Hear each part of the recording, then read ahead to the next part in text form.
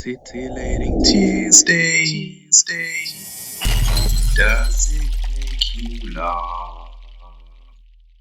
Does it make you laugh? Hey, welcome to Titillating Tuesday, 24th of May 2022. Okay, it's kind of coming up to summer. The weather is kind of, getting better.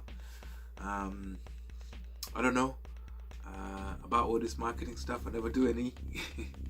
There's no point when you're a TI. Obviously, we know the different dimensions that we get attacked.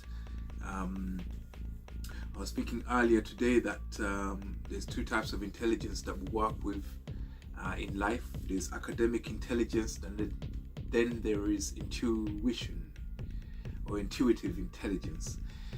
And in order to compromise academic intelligence, you could just basically manipulate the truth by not allowing certain voices to speak, certain voices of reason to speak, and then bullying your way into introducing the truth that fits your narrative. But in terms of compromising the intuitive intelligence, the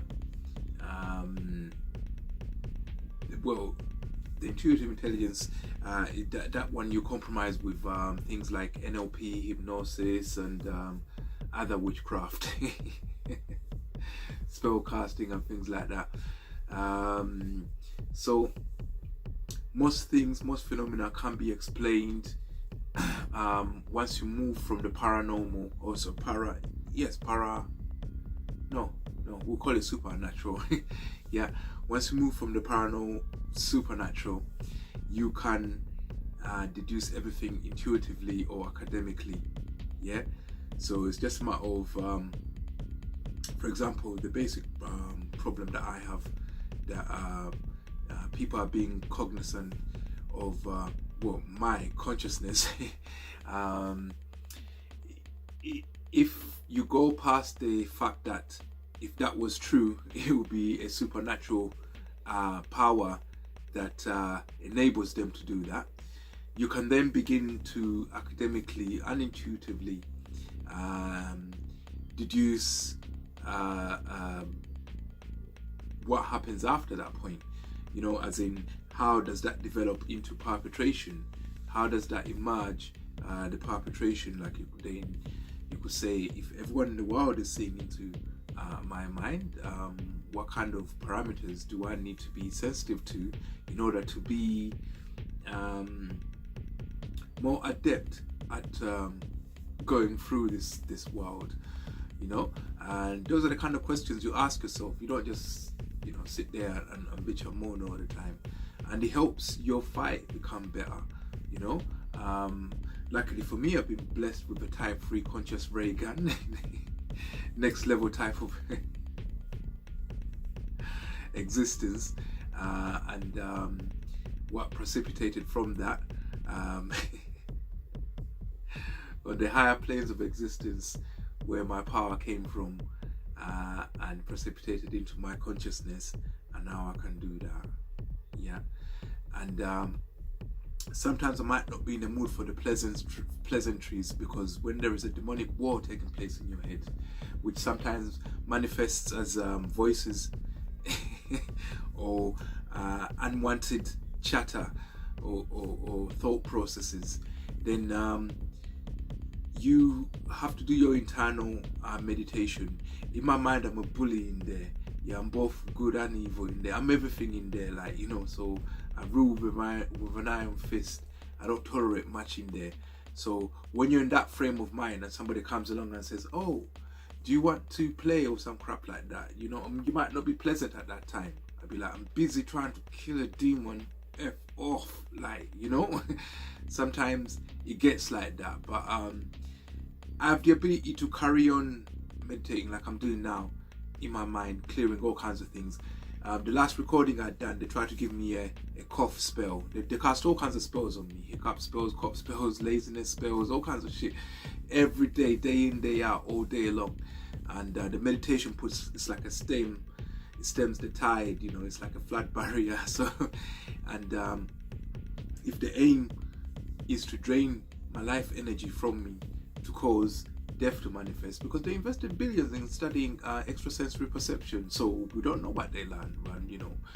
Official Secrets Act might not be as fallible as we had hoped, because they can still say that, well, we did it, and how are we to check? Anyway, today's snap joke, yeah. How do angels greet humans? Hello. You get it? Halo. Yeah, maybe when you see the halo turning on, that's when you know that the angel is saying hello. Oh man, this meditation is good, clears me up proper. I look at myself in the mirror when I meditate, just to make sure that I don't have any telltale signs. But I look at these videos when I play it back, and when I meditate, you can't see signs. You can't spot when it's happening. So it's not as what's the word? As mild in terms of expressions as it could be, I don't know, but you have to be able to switch on your meditation when you need to. You can't wait to prepare. You can't say, oh, I'm not ready. You got to be ready when you're ready, because this is the war I go out and battle for my soul, and I can't afford to be complacent. I'm efficient and focused on them, and they know that, for those who don't have a type 3 conscious brain, prayer does the trick. Yeah, what you got to do is choose a deity that they can't reach, someone they can't discredit in your mind. That's how the placebo works as well. If you choose a human being, that can discredit that one. But if you choose an unseen God, then how you gonna find him to discredit him? That's just something they can't discredit in your eyes, and if they can't discredit it, then you can start working your placebo from there.